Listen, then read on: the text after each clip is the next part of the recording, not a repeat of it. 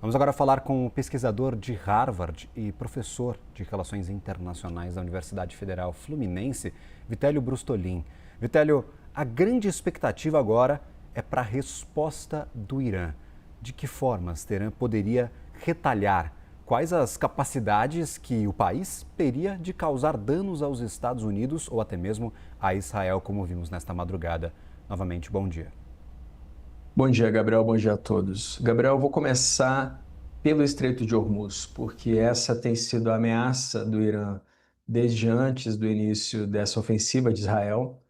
E agora acabou de ser aprovado pelo parlamento, ainda precisa passar, é claro, pelo Khamenei. Na verdade, isso tem que ficar bem claro: o Khamenei, o líder supremo do Irã, tem direito de, inclusive, vetar decisões do presidente do Irã, do parlamento, sem qualquer justificativa e a qualquer momento. Então, deve passar pela liderança, evidentemente, de todo o Irã, mas a palavra final é do Khamenei. Então, como é que seria feito isso, né? O Estreito de Hormuz, ele tem 50 quilômetros de largura navegável. Alguns falam que é menos que isso por causa da profundidade, alguns falam em 34 quilômetros. Por ali passa 20% do petróleo mundial, como vocês têm noticiado na CNN, e de 25 a 30% do gás natural liquefeito. Então, aquele local, que é a saída do Golfo Pérsico, interessa a outros países da região. A Arábia Saudita, os Emirados Árabes Unidos, o Kuwait, o próprio Iraque, países que produzem petróleo e escoam a produção por ali.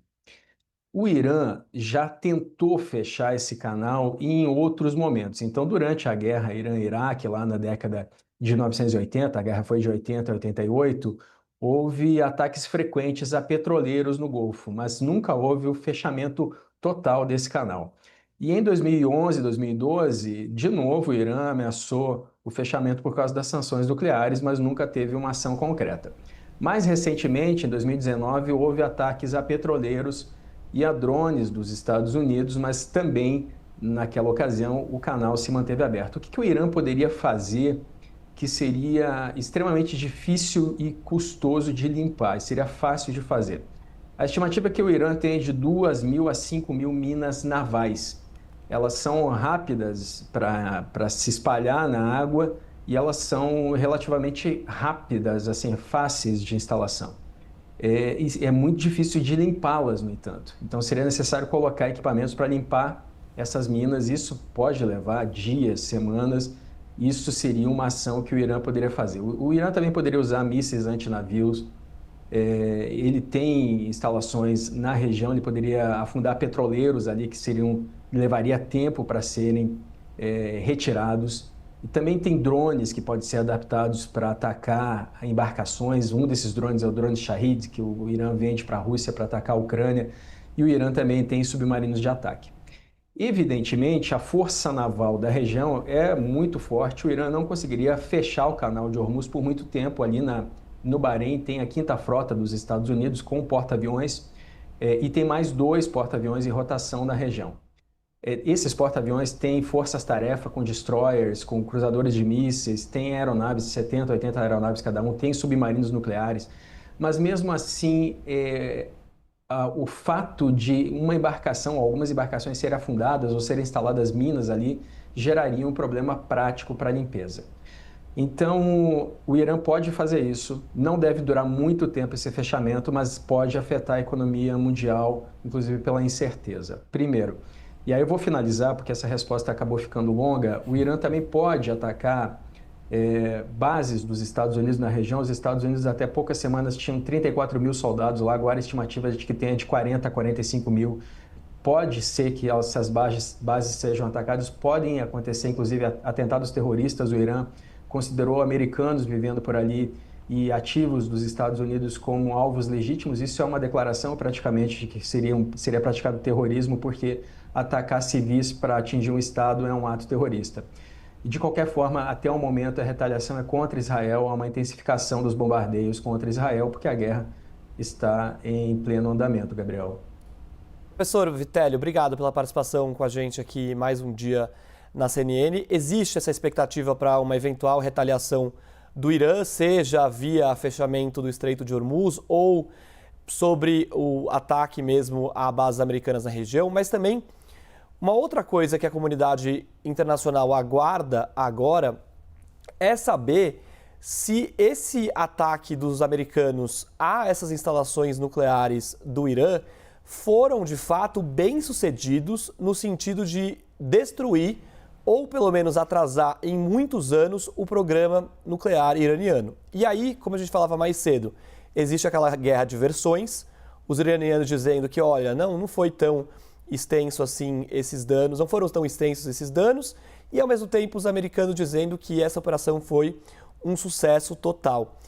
Claro, cada um com seu interesse. Agora, de forma independente e objetiva, como seria essa confirmação de fato de que houve um atraso ou mesmo uma destruição desse programa nuclear? E outra coisa, se a gente pensar, claro, o Irã controla ali as narrativas por ser uma teocracia, uma ditadura que controla todos esses meios de comunicação, toda a informação que sai de lá, mas do lado americano, a gente pode acreditar de fato nessa versão americana de que houve essa destruição desse programa nuclear iraniano, ou isso faz parte mais de uma retórica, principalmente que vem de Donald Trump? Bom dia, Diego. Bom, eu vou começar analisando cada uma das plantas que foram alvo, né? Então, Fordow, que foi o foco principal e foi bombardeada por 6 bombardeiros B-2 Spirit, cada um com duas bombas GBU-57, ela é uma planta originalmente projetada para enriquecer o urânio até níveis de combustível para reatores. O que seria uma aniquilação de Fordow? Seria acabar com a capacidade de operação pela quantidade de bombas que foram lançadas ali. Isso é provável, embora seja uma instalação a 90 metros de profundidade debaixo de uma montanha, e isso justifica a quantidade de bombas GBU-57 que foram lançadas. Cada uma dessas bombas penetra 61 metros no solo pedregoso antes de explodir. Nós já conversamos isso algumas vezes, Israel não tinha essa capacidade, não tem bombardeiros pesados e não tem acesso a essa bomba especificamente. Israel tem GBU-28 e GBU-72 que penetram 30 metros no solo antes de explodir. Para a gente fazer uma comparação rápida, essa bomba dos Estados Unidos pesa 13 toneladas e 600. As bombas de Israel pesam 2 toneladas e 300. Só a quantidade de explosivos da bomba GBU-57 é o peso da bomba que Israel tem, das bombas que Israel tem nesse momento. As outras instalações que foram atacadas, Natanz, né, que tem reatores de enriquecimento de urânio, e Isfahan, que é um centro de pesquisa. Isfahan foi o que menos recebeu bombardeio, foram, se eu não me engano, 12 mísseis Tomahawk, né, que foi isso que foi apresentado no relatório do Pentágono. Esses mísseis foram lançados de um submarino nuclear na região. Eles foram lançados depois do bombardeio, justamente para que não acusasse a operação militar que estava em andamento. E Natanz foi bombardeado com 2 bombas GBU-57. Então, se a gente for considerar o poder de fogo utilizado pelos Estados Unidos, a possibilidade daquelas 3 instalações terem sido aniquiladas é imenso. Só que há fatores que nós não conhecemos. Por exemplo, o Rafael Grossi, da Agência Internacional de Energia Atômica, chegou a dizer que Fordow, a entrada dela era 90 metros de profundidade, mas que ela se estendia muito mais profundamente debaixo daquela montanha e que as instalações poderiam se estender por centenas de metros de profundidade. Então, a gente não tem conhecimento suficiente sobre as instalações para dizer se foram completamente aniquiladas ou não. E aí tem um outro fator e eu vou finalizar com isso. O Irã tinha, segundo a Agência Internacional de Energia Atômica, 408 quilos de urânio enriquecido a 60%. E o Irã alegou que retirou todo esse urânio enriquecido dessas instalações. Portanto, é muito possível que o programa nuclear do Irã ainda possa prosseguir, porque esse urânio enriquecido a 60% rapidamente será enriquecido a níveis mais elevados. A Agência Internacional de Energia Atômica encontrou em Fordow urânio enriquecido a 83,7%. Já dá para fazer uma bomba nuclear com urânio nesse grau de enriquecimento, porque já gera o efeito em cadeia dos átomos se chocando e formando a fissão nuclear. Não é necessário que se chegue a 90%, embora seja preferível. Então toda a questão é essa, o urânio pode não estar lá, e há uma evidência de que não esteja, porque os relatórios da própria Agência Internacional de Energia Atômica até o momento, que são preliminares, mas também os relatórios do Irã, da Arábia Saudita e de outros países na região demonstram que não há vazamento expressivo de radiação naquelas instalações. Ou seja, as instalações foram atingidas, mas o urânio não, Diego. Perfeito. Professor, eu gostaria de lhe perguntar agora sobre a sua avaliação dos órgãos internacionais.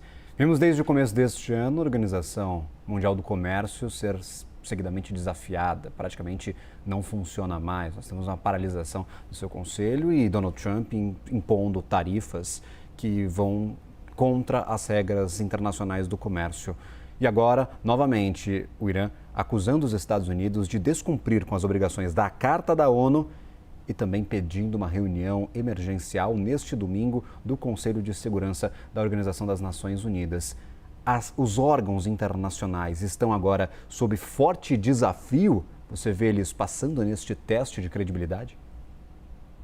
Olha, não é de hoje que isso acontece. Na Guerra Fria, por exemplo, durante muito tempo o Conselho de Segurança da ONU ficou paralisado por causa do abuso do poder de veto da União Soviética e dos Estados Unidos.